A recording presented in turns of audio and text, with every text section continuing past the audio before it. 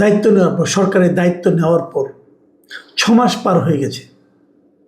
এর মধ্যে সরকারের পক্ষ থেকে তারা বেশ ঘটা করে প্রেস কনফারেন্স করেছে এবং করে দাবি করেছে যে বিএনপি নাকি তাদের নির্বাচনী অঙ্গীকারের যা ছিল তার অধিকাংশ নাকি 6 মাসে বাস্তবায়ন করে ফেলেছে। তো এটা নিয়ে নানা আলোচনা হচ্ছে, আমি নিজেও বেশ কিছু বলেছি, অনেক কিছু। তো একটা বিষয় নিয়ে আমার কাছে মনে হয় যে আমি বিদ্যুৎ নিয়ে বলেছি, গ্যাস নিয়ে বলেছি, তারপরে স্বাস্থ্য খাত নিয়ে কথা বলেছি। আজকে আমি একটা বিষয় নিয়ে একটু কথা বলতে চাই, যেটা নাকি সমস্ত কিছুর সমস্যার মূলে রয়েছে। এই সমস্যাটা, সেটা হলো দলীয়করণ। সর্বস্তরে দলীয়করণটা কী পর্যায়ে স্থান পেয়েছে সেটা নিয়ে একটু কথা বলবো আমি। তার আগে আমি একটু রিজভী আহমেদ সাহেবের কথা বলতে চাই। এই রুহুল কবির রিজভী আহমেদ, উনি খুবই পাওয়ারফুল লোক। এখন জানি আবার বিএনপির স্থায়ী কমিটিরও সদস্য হয়েছেন উনি অতি সম্প্রতি। তিনি একটা কথা বলেছেন, তিনি বলেছেন যে বিএনপি তাদের এই প্রথম 6 মাসে সরকারের অধিকাংশ নির্বাচনী অঙ্গীকার ও কর্মসূচি বাস্তবায়ন করেছে। তো এই যে ওনারা কথাবার্তা বলেন, এই কথাবার্তাগুলো আমাদের সাধারণ মানুষ, জনগণ কি ভাবে, জনগণের যে ভাবনা, জনগণের যে মূল্যায়ন, তার সঙ্গে কতটুকু মেলে, এটা নিয়ে আমি একটা জরিপের কথা বলবো আজকে। আমার জরিপটা, আপনারা বলবেন যে আমার জরিপের সব বিরোধী লোকেরা এসে ভর করে, আমার যে জরিপ আজকে বাদ। আজকে আমি এই জরিপটা দিচ্ছি যুগান্তর থেকে। যুগান্তর পত্রিকায় একটা জরিপ করেছে রিসেন্টলি 16 তারিখে। সেখানে ওনারা এই প্রশ্নটাই করেছেন। ওনারা প্রশ্ন করেছেন যে বিএনপির স্থায়ী কমিটির সদস্য রুহুল কবির রিজভী বলেছেন 6 মাসে সরকারের অধিকাংশ নির্বাচনী অঙ্গীকার ও কর্মসূচি বাস্তবায়ন হয়েছে। আপনিও কি তাই মনে করেন? এই ছিল প্রশ্ন। হ্যাঁ বলেছে 13% মানুষ।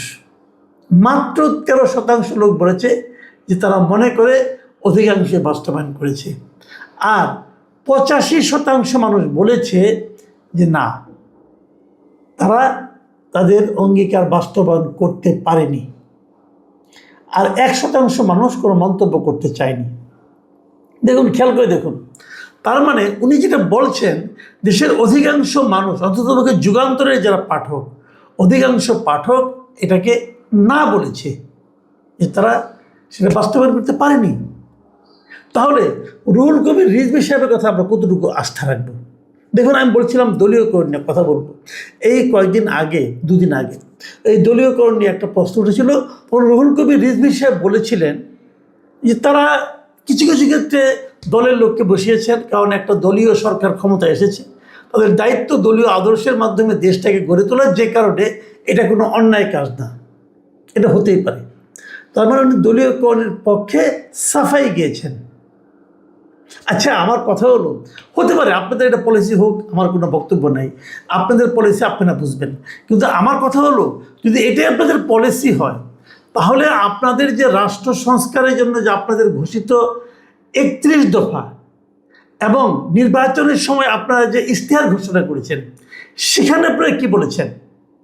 এই 31 দফার 9ম দফায় আপনারা বলেছেন যে রাষ্ট্রের সব সাংবিধানিক, আইনগত ও স্বায়ত্তশাসিত প্রতিষ্ঠানকে দলীয়করণের প্রভাব মুক্ত করে স্বচ্ছ ও জবাবদিহিমূলক প্রতিষ্ঠানে রূপান্তরিত করা হবে, বলেন নাই?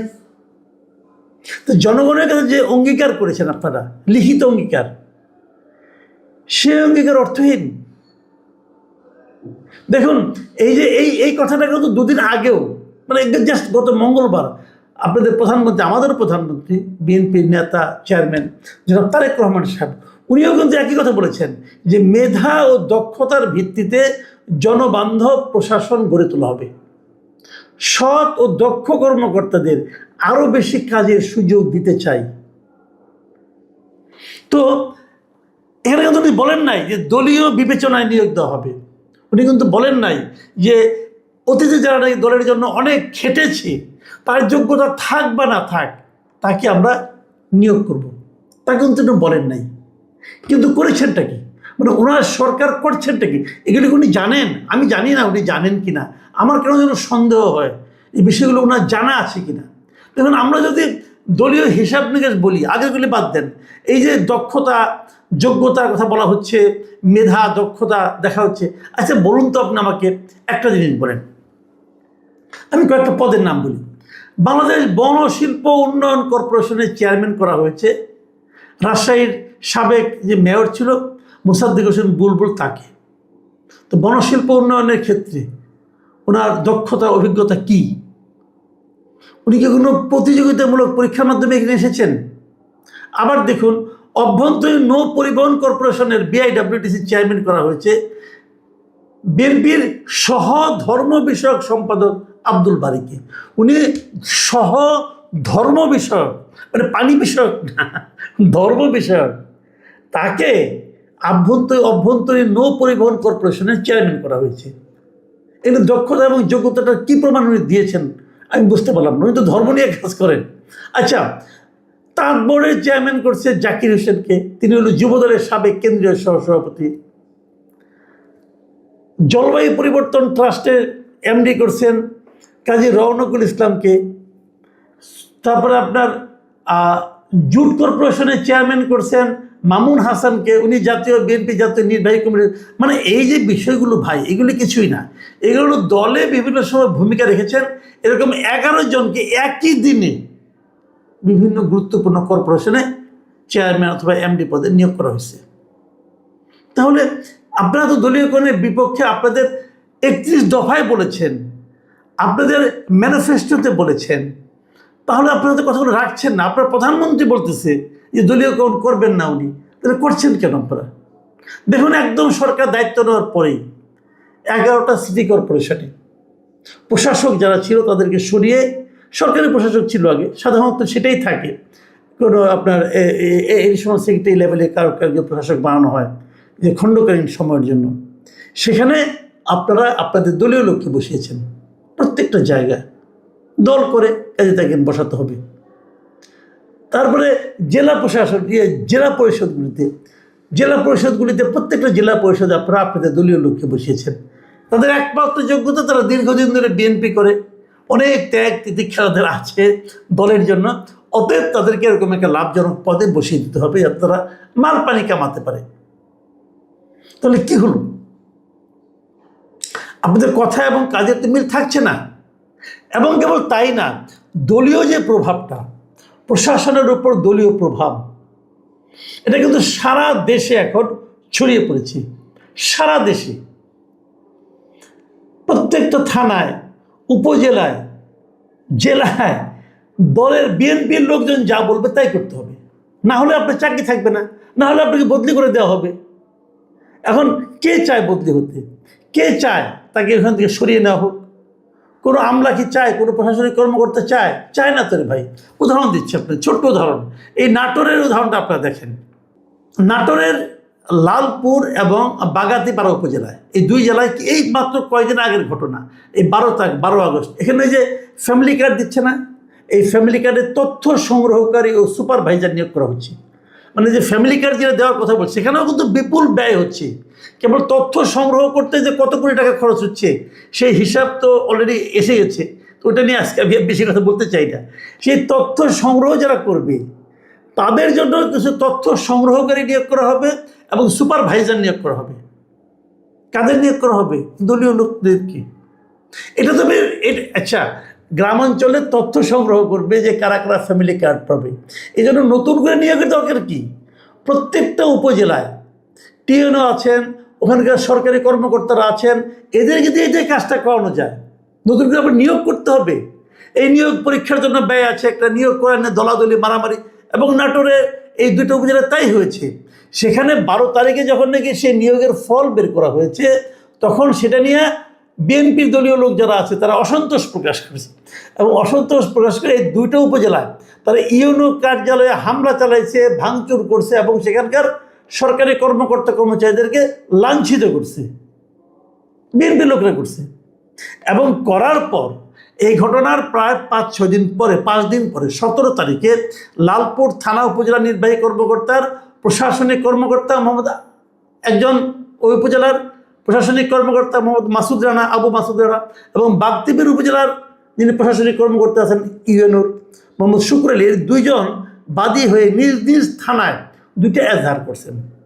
বুঝতে পারছেন, যেহেতু উপজেলার পর্যায়ে একই ফরম্যাটে তারা একই দিনে এজাহার করেছেন, এই দুইটা এজাহারে সরকারি দলের 25 জন নেতাকর্মীর নাম উল্লেখ করা হয়েছে এবং অজ্ঞাতনামা আরও 140 থেকে 200 জনের মতো লোকেরকে আসামি করা হয়েছে।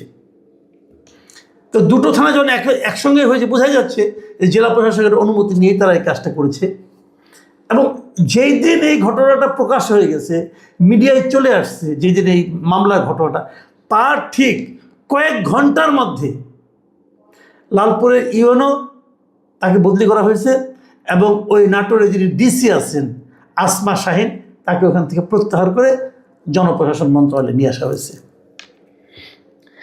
তাদের হয়তো অন্য কোথাও নিয়োগ দেওয়া হবে, অন্য কোথাও বদলি করা হবে, কিছু একটা করা হবে। কিন্তু বিষয়টা প্রকাশিত হওয়ার কয়েক ঘন্টার মধ্যে এই তড়িৎ যে দুজনের বিরুদ্ধে অ্যাকশন নেওয়া, এটা কি প্রমাণ করে? এটা কি ইন্ডিকেশন দেয়? এটা কি বার্তা দেয়? প্রশাসনের কর্মকর্তাদের প্রতি কি বার্তা দেয়?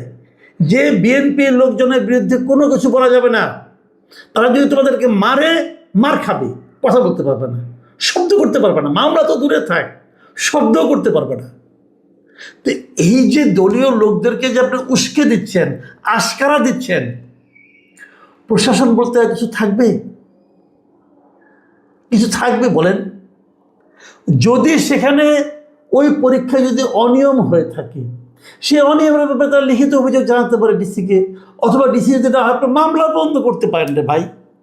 আপনি গায়ে হাত তুলেছেন, ইউএনও অফিস ভাঙচুর, সরকারি একটা অফিসকে ভাঙচুর করেছেন, কিন্তু আলটিমেটলি তাদের পক্ষে কিন্তু সরকার ভূমিকা নিল। এই যে ঘটনাগুলো, এগুলো কি দলীয়করণকে আরও বেশি উস্কে দেবে না? যে কাজটার জন্য আমরা আওয়ামী সরকারের সমালোচনা করতাম, সেই কাজটা আওয়ামী সরকার যে কাজটা শেষ দিকে এসে করেছে বলে আমার মনে হয়, অন্তত 5 বছর তো তারা খুব বেশি একটা করে নাই, 5 বছর পরের থেকে তারা করা শুরু করেছে এবং পরে বেপরোয়া হয়ে গিয়েছিল, যে কারণে সেই সরকারের পতন হলো। সেই কাজটাই তাদের চেয়েও বেগে, তাদের চেয়েও দ্রুত বেগে 6 মাসের মধ্যে শুরু করে দিয়েছেন।